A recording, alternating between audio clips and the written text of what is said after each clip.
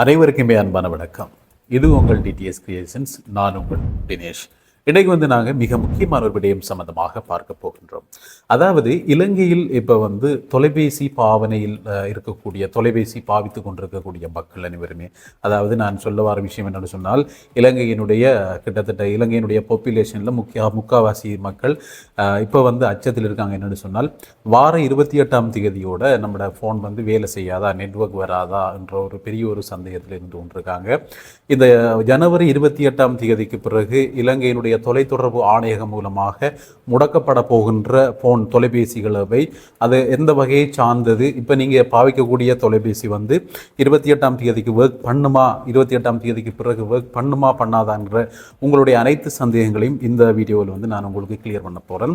ஆகவே video skip பண்ணாமல் முழுசாக பாருங்கள். இந்த வீடியோ கட்டாயமாக உங்களுக்கு பிடிக்கும் என்று சொல்லி நான் நினைக்கிறேன்.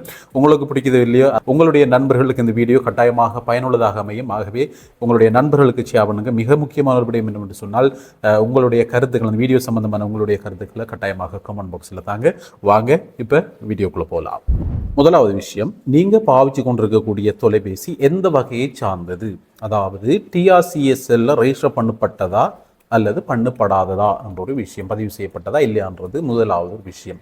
அதுக்கு முன்னாடி நாங்கள் டிஆர்சிஎஸ்எல் என்னன்னு சொல்லி பார்த்தோம்னு சொன்னால், telecommunication regulatory commission of Sri Lanka என்றது டிஆர்சிஎஸ்எல் என்று சொல்லி நாங்கள் சொல்கிறோம். இலங்கையினுடைய தொலைத்தொடர்பு ஆணையகம். இந்த தொலைத்தொடர்பு ஆணையகத்தில் உங்களுடைய தொலைபேசி பதிவு செய்யப்பட்டதா இல்லையான்றது முதலாவது உங்களுக்கு தெரிஞ்சிருக்கணும். அதை எப்படி செக் பண்ணலாம்ன்றது நான் இப்போ சொல்ல போகிறேன் உங்களுக்கு. அதுக்கு முன்னாடி பார்த்தோம்னு சொன்னால், உங்களுடைய ஃபோன் எந்த வகையை சார்ந்தது, அதாவது இலங்கையில் பாவிக்கக்கூடிய தொலைபேசிகள் எல்லாம் ஒரு கம்பெனிக்கு போய் வாங்கக்கூடிய ஃபோனாக இருக்கும். இப்போ உதாரணமாக நீங்கள் ஒரு சாம்சங் ஃபோன் யூஸ் பண்ணுறீங்க. அந்த சாம்சங் ஃபோன் சாம்சங் ஸ்டோருக்கு, சாம்சங்குடைய கம்பெனி ஸ்டோருக்கு போய் வாங்கினதா, அல்லது உங்களுடைய உறவினர்கள் நண்பர்கள் யாராவது வெளிநாட்டிலிருந்து கொண்டு உங்களுக்கு தந்ததா, அல்லது நீங்கள் ஒரு சாதாரணமான ஒரு ஷாப்பில் போய் வாங்கப்பட்ட ஃபோனான்னு சொல்லி நீங்கள் அதை முதலாவது உங்களுக்கு அது தெரிஞ்சிருக்கும். இப்போ நீங்கள் அந்த சாம்சங் ஸ்டோரில் போய் வாங்கிய ஃபோன் கட்டாயமாக இந்த டிஆர்சிஎஸ்எல்ல ரெஜிஸ்டர் பண்ணப்பட்ட ஃபோன் தான்.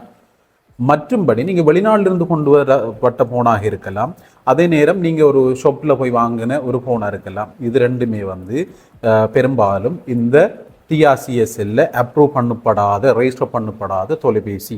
அதை நீங்கள் முதலாவது உணர்ந்து கொள்ளணும்.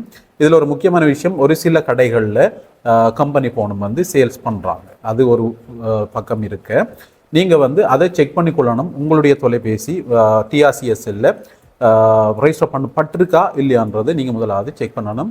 அதுக்கு நீங்கள் இப்போ திரையில் காணக்கூடிய முறையில் பார்த்தீங்கன்னு சொன்னால், 1909 என்ற இலக்கத்துக்கு கேபிட்டலில் IMEI என்று சொல்லி நீங்கள் டைப் பண்ணி ஒரு ஸ்பேஸ் விட்டு உங்களுடைய ஃபோனுக்குள்ளே உங்களுடைய ஃபோன் செட்டிங்குள்ளே எபோட்ஸுக்குள்ளே போய் பார்த்தீங்கன்னு சொன்னால், அதுக்குள்ளே IMEI நம்பர் ஒரு 15 நம்பர் இருக்கும். அந்த 15 நம்பரை டைப் பண்ணி நீங்கள் 1909க்கு ஒரு மெசேஜ் பண்ணீங்கன்னு சொன்னால், உடனே இப்போ உங்களுக்கு நீங்கள் உங்களோட ஃபோன் ரெஜிஸ்டர் பண்ணப்பட்டிருக்கா இல்லையான்னு சொல்லி உங்களுக்கு வரும்.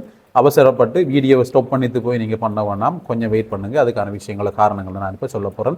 முழுசாவே கேட்டு போட்டு நீங்கள் இந்த மெசேஜை போட்டு பாருங்கள். அதுக்கப்புறம் உங்களுக்கு ஒரு தெளிவு கிடைக்கும். அடுத்த கேள்வி ஒன்று கேட்க போகிறீங்க.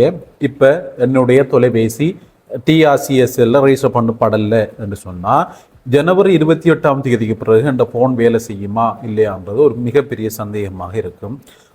அந்த சந்தேகத்தை தான் இப்போ உங்களுக்கு நான் கிளியர் பண்ண போகிறேன்.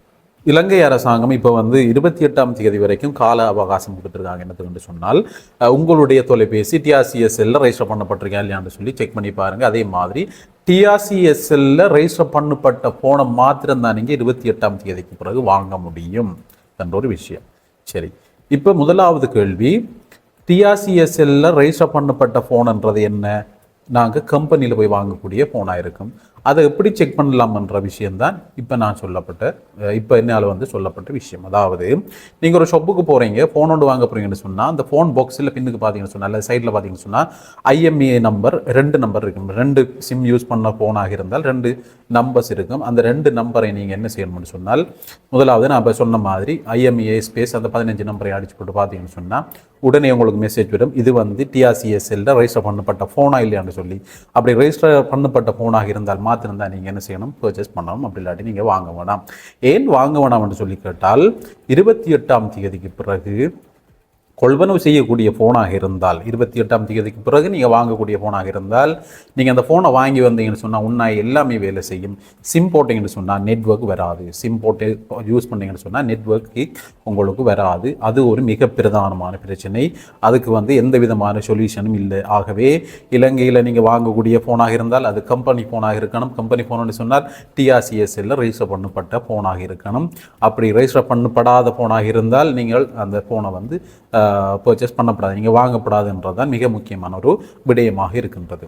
சரி, அந்த ஒரு விடயம் போக இப்போ வரக்கூடிய அடுத்த சந்தேகம், இப்போ என்னுடைய ஃபோன் ரெஜிஸ்டர் பண்ணப்படலை, ஆகவே 28ஆம் தேதிக்கு பிறகு வேலை செய்யாதா என்று கேட்டால் அதுக்கு ஒரு சொல்யூஷன் தந்திருக்காங்க. என்னென்னு சொன்னால், கம்பெனி இல்லாமல் வெளிநாட்டிலிருந்து கொண்டு வரப்பட்ட ஃபோனாக இருந்தாலும் நீங்கள் வாங்கி யூஸ் பண்ணீங்கன்னு சொன்னால் அதில் நீங்கள் ஒரு சிம் கார்டை போட்டு நெட்வொர்க் ஆக்சஸ் பண்ணியிருப்பீங்க தானே, அந்த ஆக்சஸில் அது ஓட்டோவாகவே உங்களுக்கு இனி வேலையக்கூடிய சந்தர்ப்பங்கள் இருக்குது. ஆகவே இதுவரைக்கும், அதாவது 28ஆம் தேதிக்கு முதல் வாங்கின ஃபோன், உங்களோட ஃபோன் ரெஜிஸ்டர் பண்ணப்படாத ஃபோனாக இருந்தாலும் 28ஆம் தேதிக்கு முதல் நீங்கள் யூஸ் பண்ணி நீங்கள் வாங்கி பாவிக்கக்கூடிய ஃபோனில் ரெஜிஸ்டர் பண்ணப்படாத ஃபோனாக இருந்தாலும் தொடர்ச்சியாக நீங்கள் எதிர்காலத்தில் பாவிக்கக்கூடிய ஃபோனாக இருக்கும். 28ஆம் தேதிக்கு பிறகு மறக்கக்கூடாது, 28ஆம் தேதிக்கு பிறகு நீங்கள் வாங்கக்கூடிய ஃபோன் IMEI நம்பரை நீங்கள் டெஸ்ட் பண்ணணும். அது ரெஜிஸ்டர் பண்ணப்படாத ஃபோனாக இருந்தால், நம்பராக இருந்தால் தயவு செய்து அந்த ஃபோன் நீங்கள் வாங்க வேணாம் என்றதான் அவங்க விடுத்திருக்கக்கூடிய மிக முக்கியமான ஒரு செய்தியாக இருக்கின்றது. இப்படியான ஒரு சட்டம் 2025 கொண்டு வரப்பட்டிருக்கு. இது எந்த அளவுக்கு சாத்தியமாகும் என்ற ஒரு கேள்வி கூறியிருந்தாலும் கூட, எதுக்கு நமக்கு பம்பு, நீங்கள் ஃபோன் வாங்கக்கூடிய ஆட்களாக இருந்தால் கட்டாயமாக 28ஆம் தேதிக்கு முதல் நீங்கள் இப்போ இருக்கக்கூடிய ஒரு கடையிலையோ அங்கே நீங்கள் ஃபோன் வாங்கக்கூடிய சந்தர்ப்பம் இருக்கலாம். நான் நினைக்கிறேன் இந்த IMEI நம்பர் ரெஜிஸ்டர் பண்ணப்படாத டிஆர்சிஎஸ்எல்ல ரெஜிஸ்டர் பண்ணப்படாத ஃபோனில் எல்லாம் கொஞ்சம் ப்ரைஸ் குறை இருக்கும். நீங்கள் வாங்கக்கூடிய டிஆர்சிஎஸ்எல்ல ரெஜிஸ்டர் பண்ணப்பட்ட கம்பெனி ஃபோன்ஸ் எல்லாம் கொஞ்சம் விலை கூடியாக இருக்கும். நினைக்கிறேன் இனி எதிர்காலத்தில் ஃபோனில் விலை கூடக்கூடிய சந்தர்ப்பங்கள் இலங்கையில் காணப்படும் அப்படின்னு சொல்லி நான் நினைக்கின்ற என்னுடைய கருத்தாக இருக்கின்றது. ஃபோன் வாங்கணும் அப்படின்னு சொல்லி உங்களுக்கு ஒரு ஐடியா இருக்குமா இருந்தால் லேட் பண்ணாமல் இப்போவே கடைக்கு போய் ஒரு ஃபோனை வாங்குங்க. கட்டாயம் ஃபோனை வாங்கக்குள்ளே பெட்டியில் இருக்கக்கூடிய IMEI நம்பரை செக் பண்ணிக்கொள்ளுங்க. டிஆர்சிஎஸ்எல்ல அது ரெஜிஸ்டர் பண்ணப்பட்டதா இல்லையா அப்படின்னு சொல்லி நான் ஏற்கனவே சொன்ன மிதத்தான் 1909க்கு IMEI ஸ்பேஸ் அந்த 15 நம்பரையும் நீங்கள் அடித்து ஒரு மெசேஜ் போட்டிங்கன்னு சொன்னால் கட்டாயமாக அவங்க அதுக்கு ரெஜிஸ்டர் பண்ணப்பட்டதா இல்லையான்னு சொல்லி ஒரு மெசேஜ் அனுப்புவாங்க. அப்படி மெசேஜ் பண்ணப்பட்ட, அதாவது ரெஜிஸ்டர் பண்ணப்பட்ட ஃபோனை வாங்கிக்கொள்ளுங்க. நாங்கள் பாவிச்சு கொண்டிருக்கக்கூடிய ஃபோன் பெரும்பாலான ஃபோன் டிஆர்சிஎஸ்எல்ல ரெஜிஸ்டர் பண்ணப்படாத ஃபோன் தான். அதை 28ஆம் தேதிக்கு பிறகு முடக்கக்கூடிய சாத்தியப்பாடுகள் இல்லை.